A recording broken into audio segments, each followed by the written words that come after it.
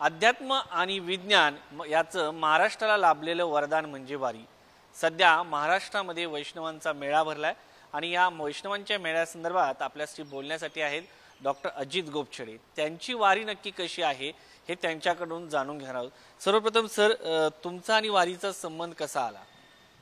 मी पदव्युत्तर शिक्षण घेण्यापासून ते पदवी प्राप्त झाल्याच्या नंतर पोस्ट ग्रॅज्युएशन झाल्यापर्यंत आणि आजतागायत अनेक वारींमध्ये मी स्वतः पायी चालत अनेक ठिकाणांमध्ये वारकरी सगळ्या आमच्या बंधू भगिनी, काबाड कष्ट करणारा आमचा समाज, शेतकरी, शेतमजूर, आबालवृद्ध, महिला, मातृशक्ती, भगिनी सगळ्यांसोबत मी अनेक वर्षी या वारीचा अत्यंत चांगल्या पद्धतीने मला आनंद मिळतो। अनुभव अतिशय मला चांगले येतात। एक वैद्यकीय क्षेत्रातला मी विद्यार्थी म्हणून मी स्वतःची आयडेंटिटी कधी समोर न येऊ देता एक सर्वसामान्य वारकऱ्यासारखा त्या लोकांमध्ये मिसळून जातो, भक्तिमय होतो आणि पांडुरंगाच्या चरणी मस्तक ठेवण्यासाठी आम्ही सगळे मिळून तल्लीन होतो। आणि एका पद्धतीने हे जे तुम्ही आत्ता बोललेलं जे वाक्य आहे ते खरंच अतिशय चांगल्या पद्धतीने तुम्ही बोललात। अध्यात्माचा आणि विज्ञानाचा जर एकत्रित संगम जर पाहायचा असेल तर माझ्या दृष्टीने ही जगातली एक सगळ्यात मोठी अद्भुत अशा पद्धतीची परंपरा आहे जी आमच्या हिंदुस्थानामध्ये चालते।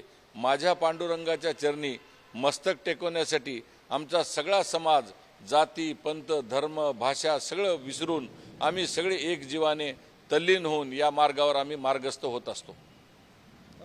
साधारणपणे वारी आपण हजारो वर्षाची परंपरा असं म्हटलं जातं, पण तुम्ही पाहिलेली वारी बदलली आहे का? तुम्हाला कशी जाणवती वारी? मला या वारीमध्ये अजिबात बदललेली नाही आहे। ही वारी जशी होती तशीच आहे, परंतु मला जो आलेला अनुभव असा आहे की दिवसेंदिवस आमची जी उच्च विद्याविभूषित तरुण तरुणी, सॉफ्टवेअर इंजिनियर, डॉक्टर्स, वकील, आमचे अनेक आता AI तंत्रज्ञानातले अनेक इंजिनियर्स आहेत, जे राजकारणी मंडळी आहेत, विचारवंत आहेत, समीक्षक आहेत, लेखक आहेत, क्रीडापटू आहेत, हे सगळेजण आता वारीमध्ये रममान होत आहेत। याआधी माझा शेतकरी समाज, याआधी माझा शेतमजूर, काबाड कष्ट करणारे आमच्या माता भगिनी आपल्या स्वतःच्या सगळ्या कुटुंबासहित आबालवृद्धासहित त्या निघायच्या, पण आता एक आमचा जो येणारा जी तरुण पिढी आहे, विशेषतः तरुणी असतील, हे सगळेजण उच्च विद्याविभूषित असलेल्या सगळ्या क्षेत्रातली नामवंत मंडळी आणि जगातली सगळी मंडळी ही या वारकरी याच्यामध्ये मेळ्यामध्ये येत आहेत। तो एक फार मोठा फरक आहे की या जगामध्ये जे जे काही उच्च शिक्षित आमचे तरुण भारतातून बाहेर शिकायला गेलेले आहेत, संशोधनासाठी गेलेले आहेत, विज्ञानाचा अभ्यास करण्यासाठी गेलेत, ही सगळी मंडळी या काळामध्ये भारतामध्ये येऊन या आमच्या आषाढीच्या या आमच्या परंपरेमध्ये समाविष्ट होतात। आणि एका दृष्टिकोनातून हा एक मोठा बदल तुम्ही सांगितल्याप्रमाणे मला याच्यामध्ये दिसायला मिळत आहे।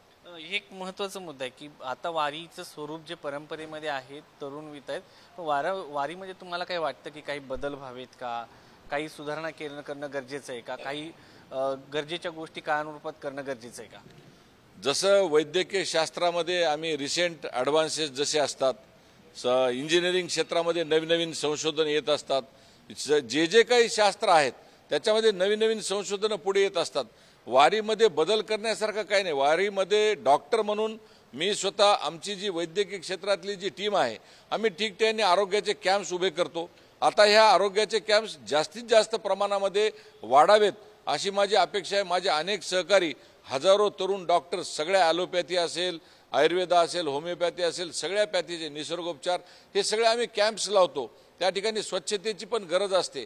ती स्वच्छता आम्ही स्वतःचा, मी खासदार आहे, मी आमदार आहे, आम्ही सगळं बाजूला ठेवून त्या ठिकाणच्या स्वच्छतेला आम्ही प्राधान्य देतो, जेणेकरून संक्रमण होणार नाही, इपिडेमिक्स होणार नाही।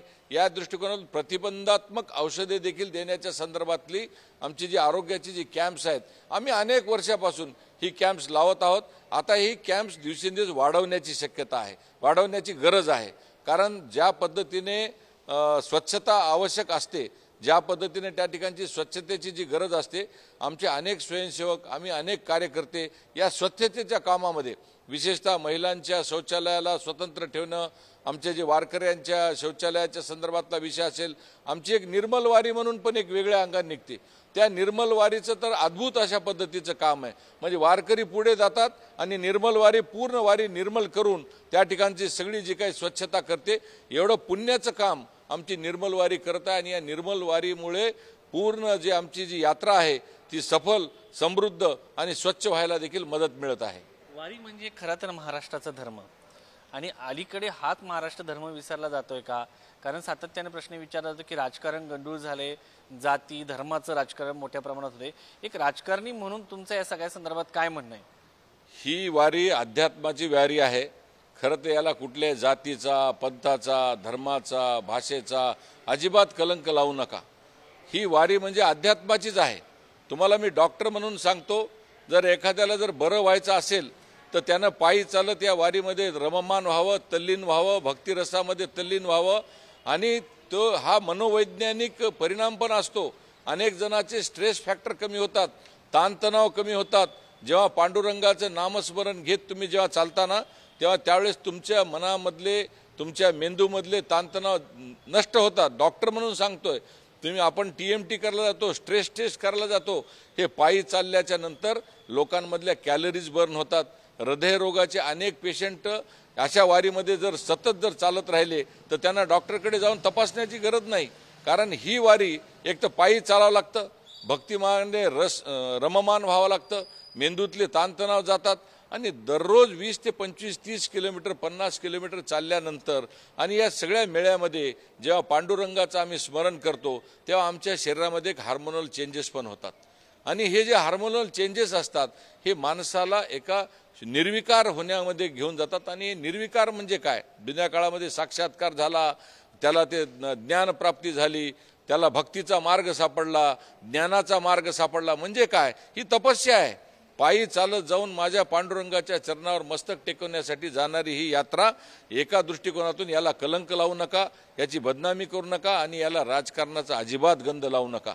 आणि हे राजकारणाचं क्षेत्रच नाही आहे, हे अध्यात्माचं क्षेत्र आहे. हजारो वर्षाची हिंदुस्थानची चालत राहणारी ही जी परंपरा आहे, हिला बदनाम होऊ देऊ नका. माझा वारकरी हा पांडुरंगाच्या चरणी मस्तक ठेवण्यासाठी तल्लीन होऊन ज्या पद्धतीने जातो, तो वारकरी तो पूर्णपणे निरोगी असतो. पांडुरंगाची कृपा त्याच्यावर सदा सर्वदा असते. त्यामुळे माझा वारकरी ह्या विज्ञानवादी पण आहे, अध्यात्मवादी पण आहे. हा दृष्टिकोन सगळ्या जगाने त्याच्यातला बघणं हे माझ्या दृष्टिकोनातून आवश्यक आहे असं मला वाटतं. तर हे होते डॉक्टर अजित गोपछडे, खासदार आहेत, पण त्यांनी आपल्या अध्यात्म आणि विज्ञानाचं एक मिलाप कसा आहे, त्याचा संगम कसा आहे वारी म्हणजे, या संदर्भात आपल्याशी बोलताना सांगितलेलं आहे. हजारो वर्षाची संतांची परंपरा म्हणजे ही महाराष्ट्राची वारी आहे. आणि या वारी पाहण्यासाठी देश विदेशातून लोक येतात. आणि त्यातील सगळ्यात महत्त्वाचं म्हणजे एक नवीन एक विचार आपल्या समोर मांडण्याचं काम डॉक्टर अजित गोपछडे यांनी केलेलं आहे. सर, तुमचे खूप खूप आभार. व्हिडिओ जर्नलिस्ट अनिलसह शिवाजी काळे, पुढारी न्यूज, दिल्ली.